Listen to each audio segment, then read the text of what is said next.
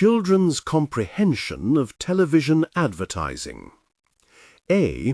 In 1874, long before the advent of television, the English Parliament passed a law to protect children from their own lack of experience and from the wiles of pushing tradesmen and moneylenders. James, 1965. The Act is one of the earliest governmental policies to address children's vulnerability to commercial exploitation, and was produced before major corporations earned huge profits by marketing products directly to children. Yet the issues underlying this 19th century policy remain much the same in the 21st century. B. Television has long been the predominant medium that advertisers have chosen for marketing products to children. It is estimated that the average child sees more than 40,000 television commercials a year, most of which are 15 to 30 seconds in length. Kunkel, 2001. According to another estimate, children aged 14 years and under make $424 billion in direct purchases and influence $490 billion in family purchases, underscoring the high stakes involved. McNeil, 1998. In addition, companies now recognize that brand loyalty built at an early age may reap economic rewards over a child's lifetime. McNeil, 1987. C. A number of factors have contributed to an unprecedented growth in both the amount and type of advertising directed at children. First and foremost among these are changes in the media environment.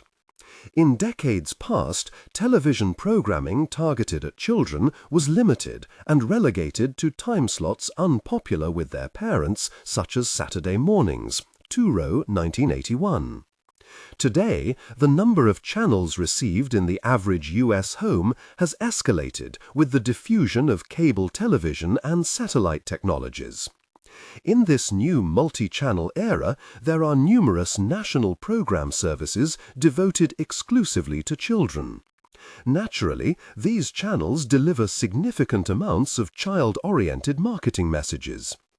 Although parents may be pleased that their youngsters can now watch children's programming at any hour of the day, they may not recognize that such viewing opportunities entail much greater exposure to advertising than any previous generation of youth has experienced. D. Approximately 80% of all advertising targeted at children falls within 4 product categories: toys, cereals, candies, and fast food restaurants. Kunkel et al., 1992. Commercials are highly effective at employing specific features designed to attract children's attention.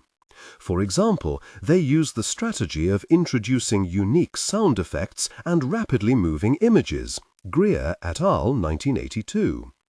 The other most common persuasive strategy employed in advertising to children is to associate product with playfulness and happiness, rather to provide any actual product-related information.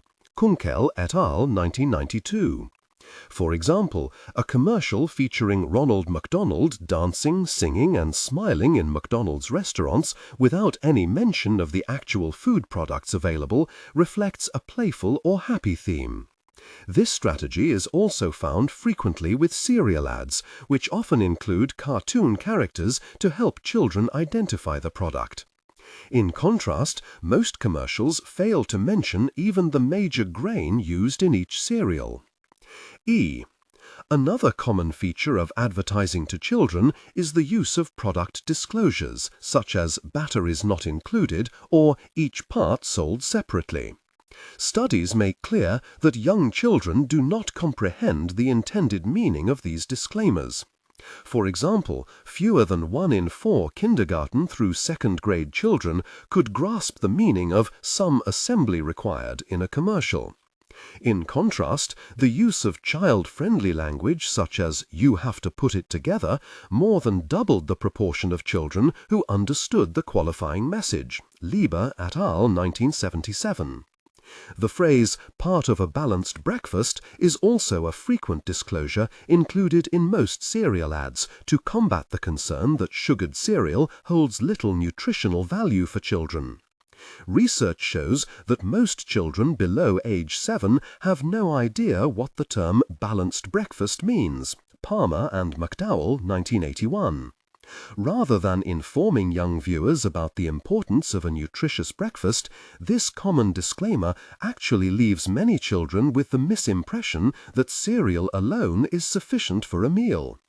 This pattern of employing creative terminology in advertising content so as to obscure certain information that might be unhelpful to the sponsor is a long-standing practice that often misleads the consumer. Geiss, 1982. F. Very young children do not recognize that there are two fundamentally different categories of television content: programs and commercials.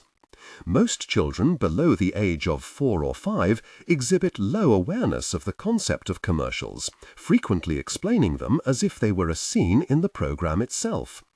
Once this confusion diminishes, children first recognize the difference between programs and commercials based on either affective, commercials are funnier than TV programs, or perceptual, commercials are short and programs are long. G. Although most children's programs indicate that a commercial break is coming, example, by saying, "We'll be right back after these messages," research reveals that these separators generally do not help children to recognize advertising content. Palmer and McDowell, 1979. This likely occurs because they are not perceptually distinct from the adjacent programming that surrounds them. In fact, many separators feature characters that appear in the same show that the commercial has just interrupted. When an ad includes one of the characters featured in a program, this is known as host selling. This type of advertising makes the task of discriminating between program and commercial content particularly difficult for young children. Kunkel, 1988, and is thus restricted in the US by the Federal Communications Commission during children's programs. H. In sum, because young children lack the cognitive skills and abilities of older children and adults, they do not comprehend commercial messages in the same way as more mature audiences, and are therefore uniquely susceptible to advertising influence.